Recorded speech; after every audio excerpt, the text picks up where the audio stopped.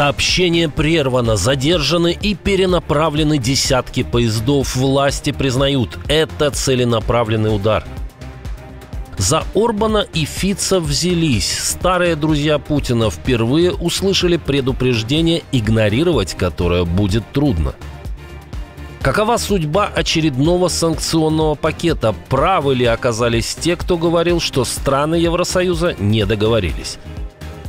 Россия не отступает. Сколько наступлений Путина сорвано и сколько он готовит еще? Названы конкретные цифры.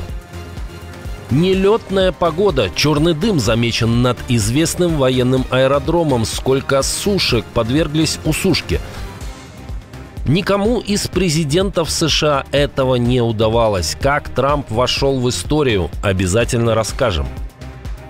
Может ли расслабиться Валентина Матвиенко? Есть новости об ужасной вещи, которая ее волновала. И многое другое. Самые важные и срочные новости. Эксклюзивные подробности вы смотрите информационный выпуск «Нехта». Оперативно о событиях в Украине, России, Беларуси и мире. Раньше и понятнее других. Все, что нужно знать сегодня.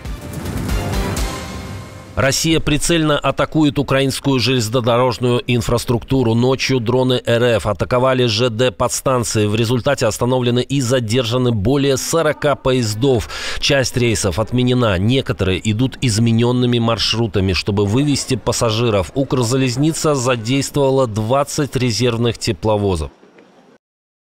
Этой ночью массированным ударом дронами враг пытался вывести из строя подстанции, питающие железнодорожную сеть. Такие удары имеют четкую цель – усложнить перевозку пассажиров и грузов, сорвать стабильную работу транспорта и создать дополнительное давление на людей, на экономику.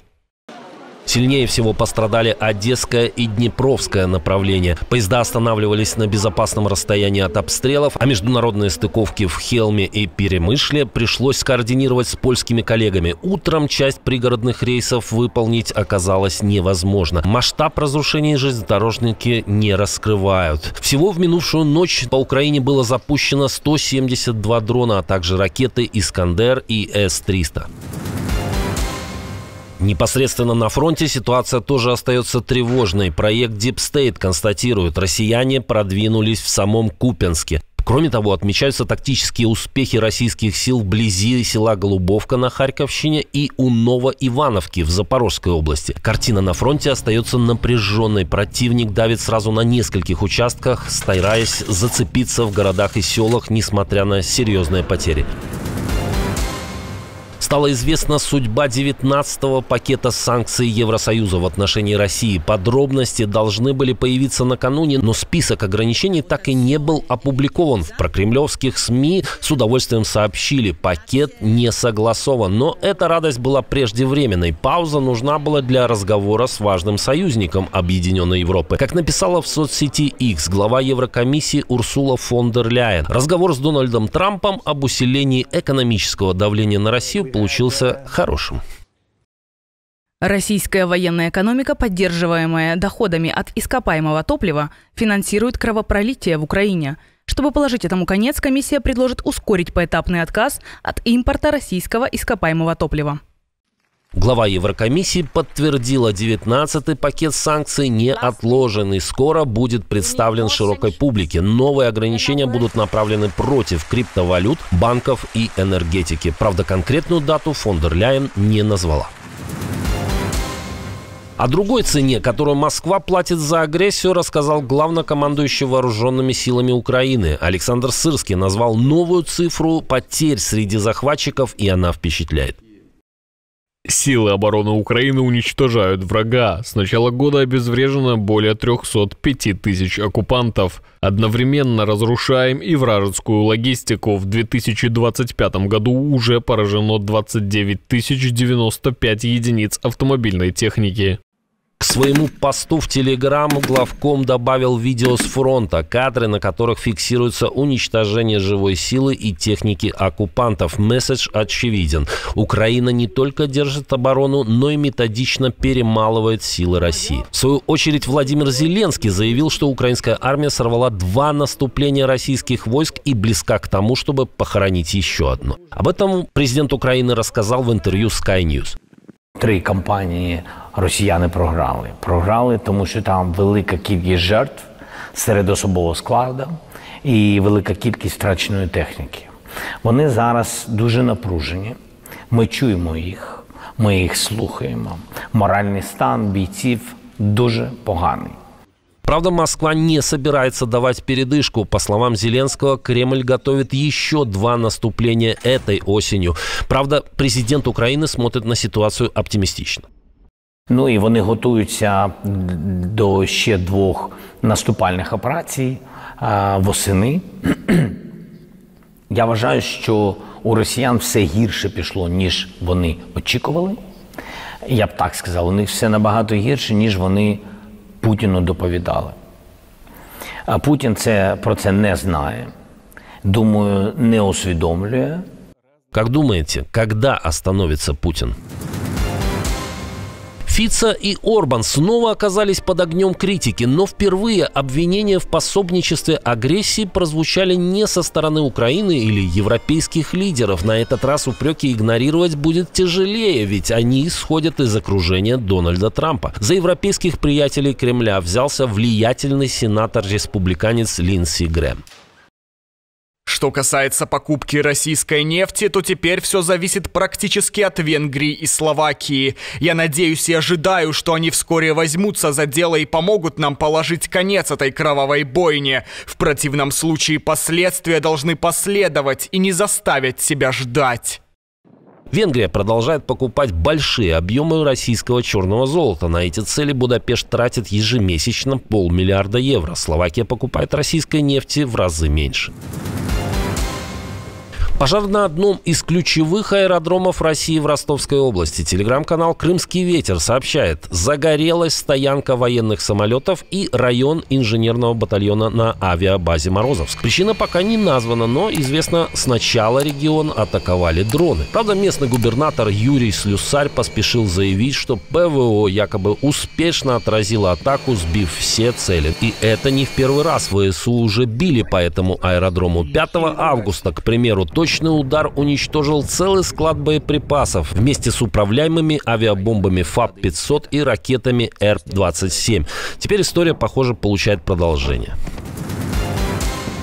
Президент Владимир Зеленский заявил, украинские военные больше не выезжают на учебу за границу. Если в первые годы полномасштабной войны бойцов направляли в Британию, Польшу, США и страны Балтии, то теперь ситуация кардинально изменилась. Об этом президент Украины рассказал телеканалу Sky News. Через год после начала вторжения мы поняли, что больше не можем обучать наших людей там, потому что война изменилась. Нужно переобучать их после возвращения. Сейчас, через почти 4 года войны, мы не отправляем наших военных куда-то. Теперь наоборот, мы приглашаем иностранных инструкторов обучаться к нам. По сути, Украина превращается в центр подготовки, где союзники обучают солдат прямо на месте, в условиях фронта, максимально близких к реальности. Дональд Трамп прибыл в Великобританию. Это уже 2-й его государственный визит в Объединенное Королевство. И еще ни один президент США не удостаивался такой чести. Пресса пишет, прием хозяину Белого дома приготовили королевски. Все начнется с церемонии в Виндзорском замке. Там президента встретят король Чарльз, королева Камилла, принц Уильям и принцесса Кэтрин. Для приема приготовили 50-метровый стол из красного дерева, парадные кареты и военный караул. Трамп назвал Чарльза элегантным джентльменом, с которым гость знаком задолго до занятия им трона. Британские СМИ отмечают, Лондон рассчитывает не только на показное зрелище, но и на реальные дивиденды от выгодных торговых условий до поддержки в борьбе с российской агрессией в Украине. Америка наш особенный союзник, и мы любим Трампа. Правда, высокому гостю в стране рады не все. Накануне на Виндзорский замок спроецировали фото Трампа рядом с Джеффри Эпштейном. Так что тянущийся уже несколько месяцев скандал настиг президента Соединенных Штатов и вдали от дома. Не обошлось и без обычных демонстраций. Участники с помощью недвусмысленных плакатов дали понять, что думают о Дональде Трампе. Он у Путина в кармане. Он усугубляет войну в Палестине. Он поддерживает Нетаньяху, христианский фашизм в Америке. Он окружен невежественными подхалимами, которые думают только о своих деньгах. А скандал с Эпштейном и все, что происходит в данный момент, просто отвлекающий маневр.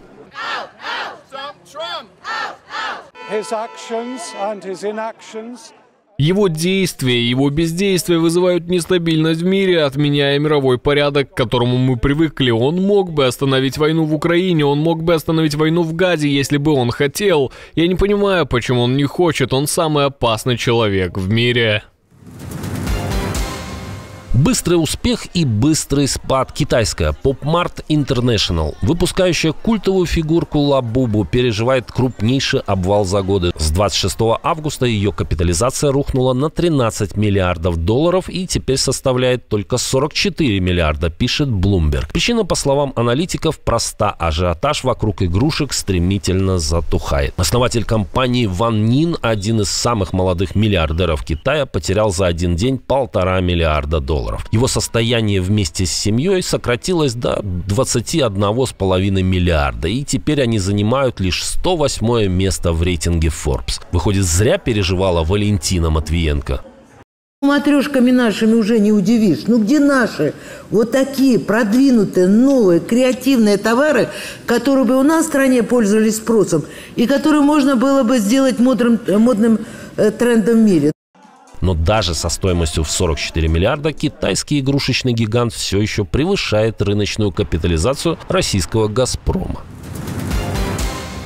Отдельное спасибо за то, что досмотрели до конца. Спасибо за ваше доверие. Жду развернутых комментариев, лайков и репостов. Это важно для того, чтобы нас становилось больше. На этом пока все. Доброго вам вечера. До новых встреч и хороших вам новостей.